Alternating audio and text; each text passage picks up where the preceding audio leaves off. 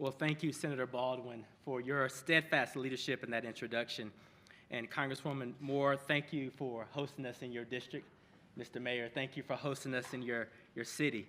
You know, it's an honor. It's more than an honor to be here with Vice President Harris, who has spent her career fighting for equality, equity, justice, and the environment. Thank you, Madam Vice President. You have done so much and will continue to do so much to protect all communities in this country, no matter the zip code or how much money people have in their pockets. Yes, I am here today as Administrator of the United States Environmental Protection Agency, but I am also here today as a father. And like any parent, my number one priority is the health and safety of my 8-year-old son. And yet there are mothers and fathers all across the country who know the pain of having a child sickened by contaminated water. The tragedy of lead is shared by too many communities, especially Black and Latino communities. A recent study has found that Black children living at or below the poverty level in the United States of America are four times more likely to have elevated levels of lead in their blood. This is an injustice that affects our big cities, it impacts our small towns, and our communities all across rural America. Back in November, during my Journey to Justice tour, I visited communities whose lives have been upended by our nation's crumbling water infrastructure. When I was in Jackson, Mississippi, I was set to meet students at an elementary school. But the morning of the visit, the school wound up closing due to low water pressure. And just hours after I visited a water treatment facility, the plant was forced to partially shut down, resulting in a boil water advisory for much of the city. And throughout the tour, I spoke with mothers and fathers whose children have been exposed to lead through the water that they are currently drinking. It is a moral imperative for all of us that no child and no family in this country is left to drink dirty water. At EPA, we follow the science, and the science on lead is settled. There is no safe level of lead exposure, not for children, not for adults, not for anyone. Lead-poisoned children are more likely to struggle academically, experience behavioral problems, and drop out of school. Early life exposures can lead and result into adverse impacts later in life, including high blood pressure, heart and kidney disease, and reduced fertility. Now, many of you have heard me say it before, and I'll say it again. It is time to get the lead out. And EPA is committed to using every tool in our toolbox to do so. Thanks to the President and the Vice President for their leadership, EPA is distributing $7.4 billion in bipartisan infrastructure law funding this year for states, tribes, and territories. And as part of this investment, Wisconsin will receive more than $140 million in the year 2022 for water infrastructure, including more than $48 million dedicated to removing lead pipes that have plagued communities for far too long. And there will be more of those resources to come over the next 5 years. Now, the Vice President and I are here today visiting Big Step because we also want to meet the workforce, the water workforce of tomorrow, the people who are being trained as we speak to take the lead pipes out of the ground. You see, in addition to protecting people's health, investing in water infrastructure is also about putting people back to work. The more than 140 million coming to Wisconsin this year is expected to create 2,200 jobs. Many of those jobs will be right here in Milwaukee. Investing in our water infrastructure is one of the best decisions we can make as a nation for public health and environmental protection, for the creation of jobs, and for future economic vitality for all of our communities across the country. And we're going to make sure that the communities who are most in need get the funding that they deserve. I sent a letter to every governor in every state detailing how we must target our infrastructure dollars to ensure that they get to those who need it the most. And we'll continue to work closely with our state partners on both sides of the aisle to ensure that this historic investment reaches our most vulnerable communities. Our work is not complete until every child in the United States of America has access to clean, safe drinking water. And we will not rest until the job is done, and the job is done right. So now it is my pleasure to introduce Deanna Branch, a leader in her community, a Milwaukee resident whose family has seen firsthand the devastations of lead exposure.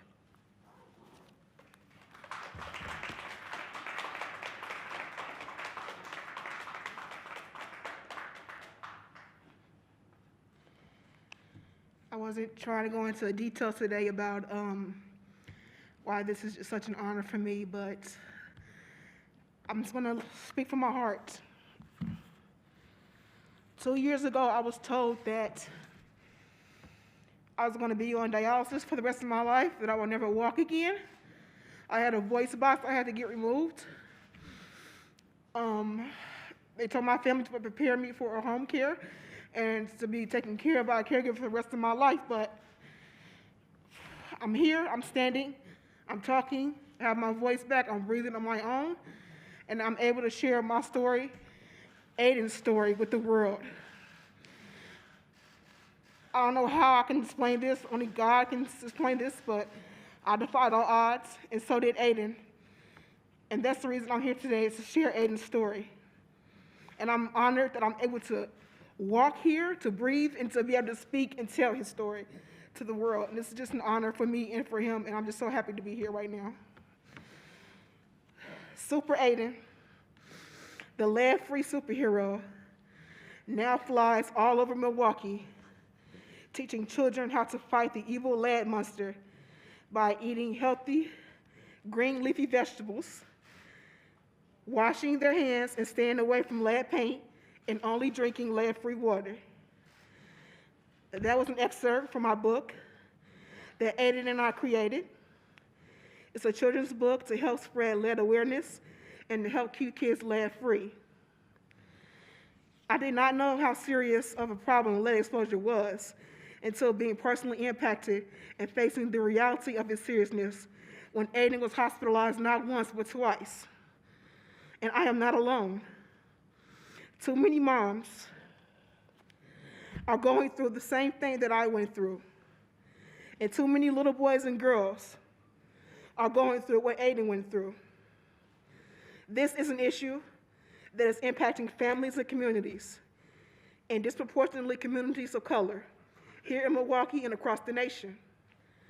We are thankful for the funding made available and the bipartisan infrastructure law to address this issue and get lead service lines out of our communities. For moms like me and other families involved in the Coalition on Lead Emergency, this funding is a welcome relief after years of advocacy. But we also know that it is not enough. We need more to replace the 70,000 lead pipes that are still in Milwaukee and the many, many more across the country. That is why it is so important that the Build Back Better Act pass with additional funding to replace lead service lines. I know that Vice President Harris and the rest of the administration are working hard to get that bill through. And I want to thank her for all of her hard work. With that, it is my honor to introduce the Vice President of the United States of America, Ms. Kamala Harris. Thank you.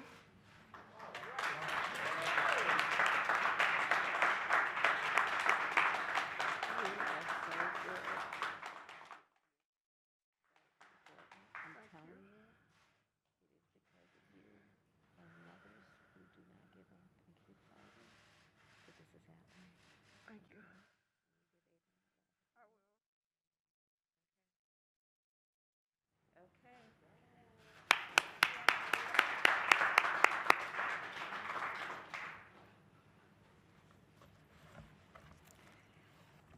Well, let me just first start by saying that there's almost everything about today that is about Deanna and mothers and fathers and grandmothers and grandfathers like her. around the country who have been talking, who have been shouting, who have been crying about this issue for far too long. And so I said to Deanna as we passed the podium that it is because of all of that and that sacrifice born out of fear, but frustration, but also a commitment, that we're able to be here today. The administrator of the national EPA, the senator, the congress member, the mayor, and the vice president of the United States, supported by the president of the United States on this issue. So thank you, Deanna. Thank you.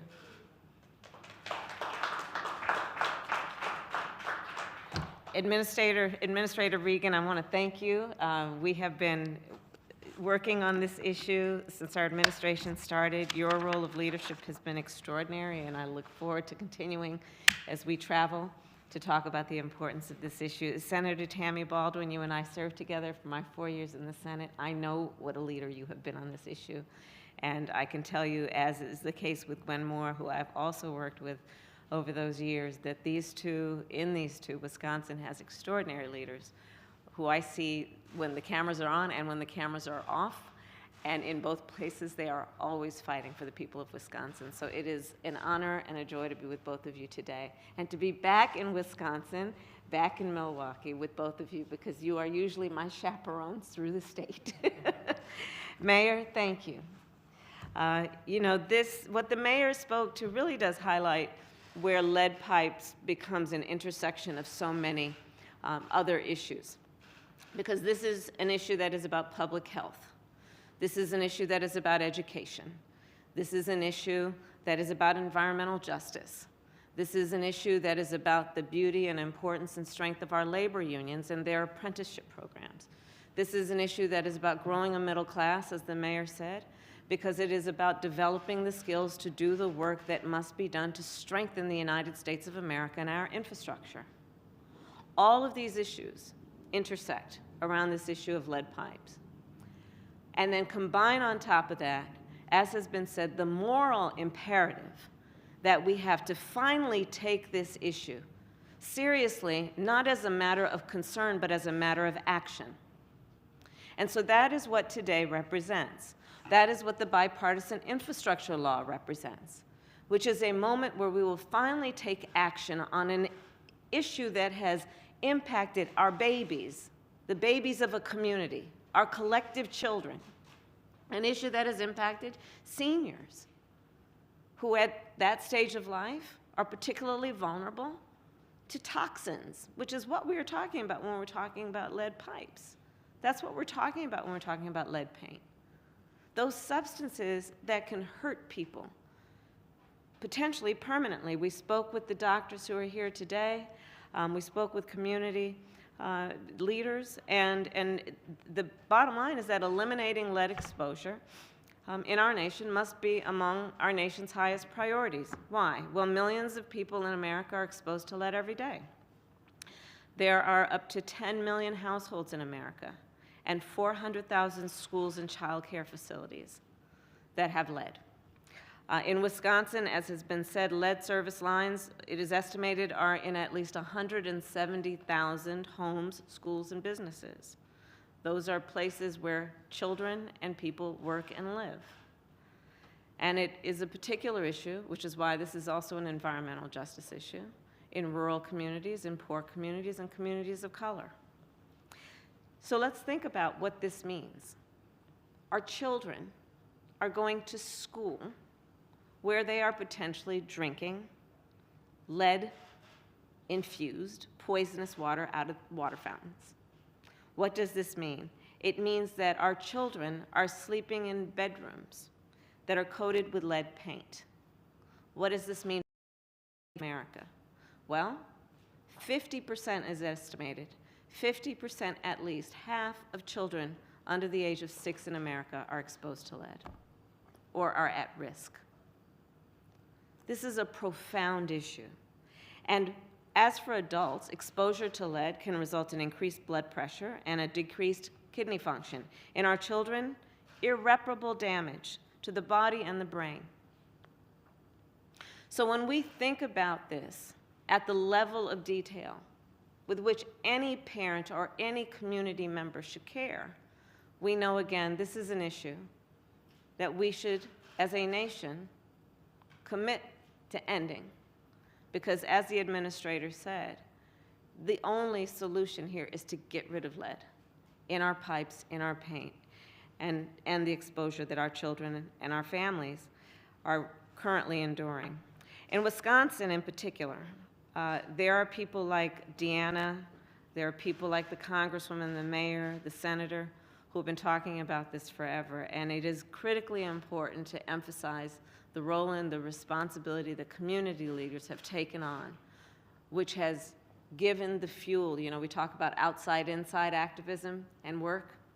The outside work on this, of those activists, those advocates, influenced the work on the inside of getting to the point where we could get bipartisan support for $15 billion in the bipartisan infrastructure law to address this issue, which is to replace lead pipes.